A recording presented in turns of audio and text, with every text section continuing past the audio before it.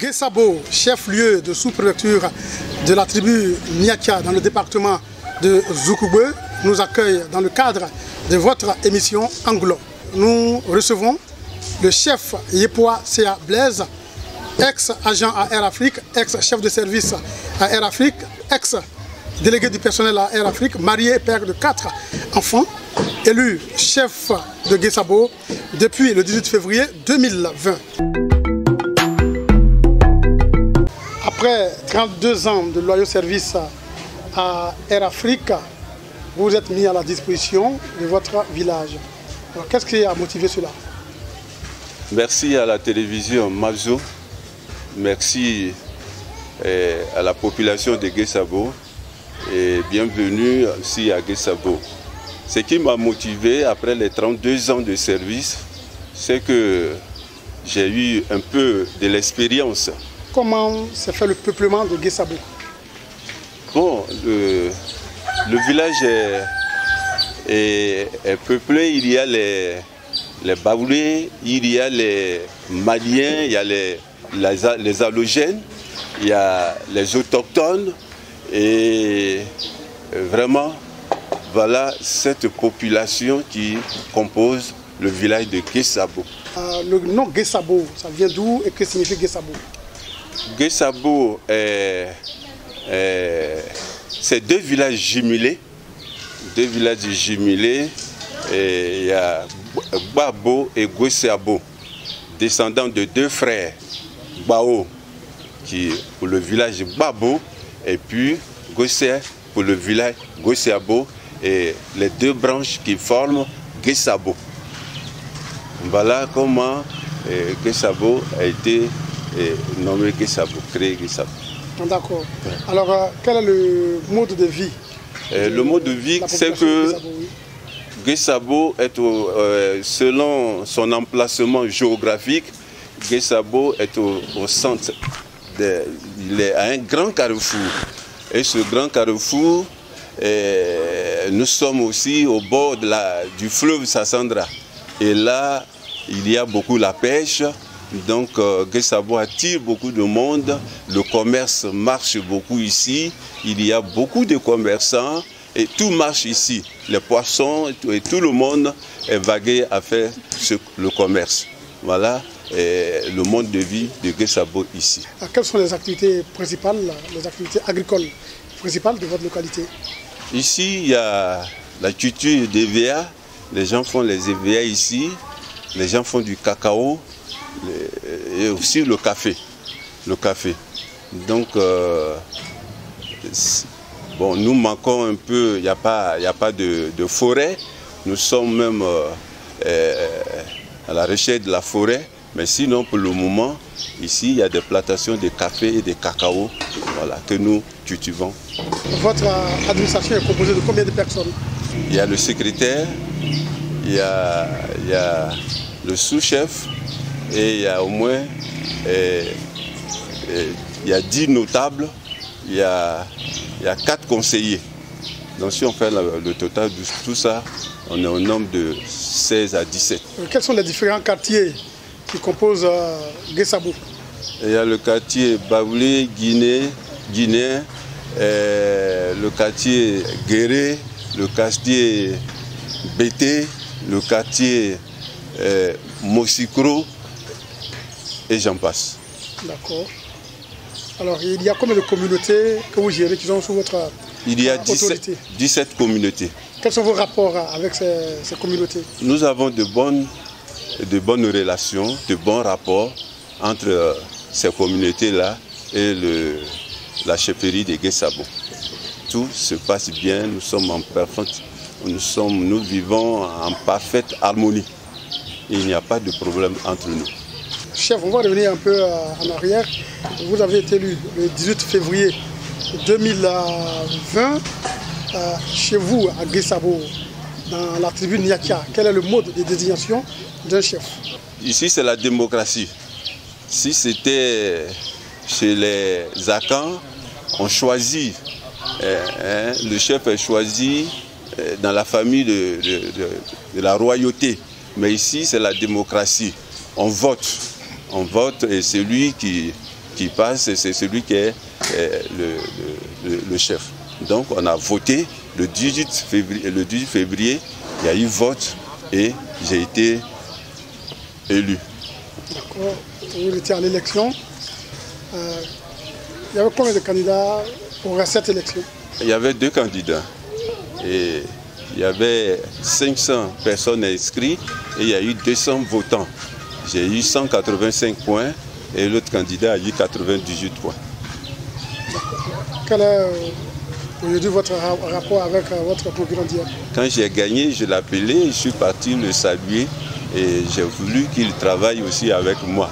Nous sommes des frères et nous devons travailler ensemble pour le village. Donc chacun doit apporter sa petite pierre à l'édifice.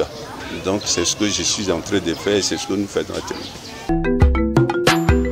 Pour tous ceux qui viennent de nous prendre en marche, nous sommes dans la deuxième partie de ce numéro de l'émission Anglo avec le chef Yepoa Sea Blaise, le chef, le tout puissant chef du village de Guessabo. Je rappelle que Guessabo est un chef-lieu de sous-préfecture. Pour ce deuxième volet, nous allons aborder la question de richesse. Quelles sont les richesses économiques de Guessabo? Il y a aussi le commerce du poisson. Nous avons le fleuve Sassandra. Donc ici, il y a beaucoup de poissons, il y a beaucoup de pêche. Et cette pêche-là est une richesse pour nous. Et nos enfants vont pêcher et ils gagnent toujours leur pain à travers ce commerce-là. Donc il y a aussi, à côté des cultures que je viens de parler, il y a aussi le commerce du poisson. Donc le poisson ici nous donne beaucoup d'argent aussi. Chef, vous avez parlé des richesses économiques, mais au niveau des richesses culturelles, on sait que Guessabo est bien fourni. Alors, est-ce que nous pouvons en savoir davantage? Il y a aussi à Guessabo, les jeunes pratiquent le sport, le foot. Donc il y a une équipe ici qui est le FC Ségué. Voilà, donc ici il y a le sport. Il y a le sport. Ici aussi, nous avons la danse panthère, qui est une culture vraiment que les jeunes adorent ici. Voilà. Il y a aussi les masques. Est-ce qu'on peut connaître les noms de ces Il y a Kekbe. Kekbe, ça c'est un masque qui plaisante. Et quand il plaisante, il arrache un peu, il joue avec les gens.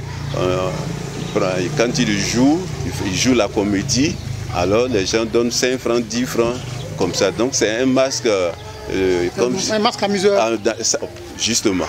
Qui anime la galerie. La galerie. Et il y a aussi, comment dirais-je, des masques aussi qui dansent. Quand il y a des funérailles, alors on invite ces masques-là pour danser. Donc c'est un masque de danseur. Voilà.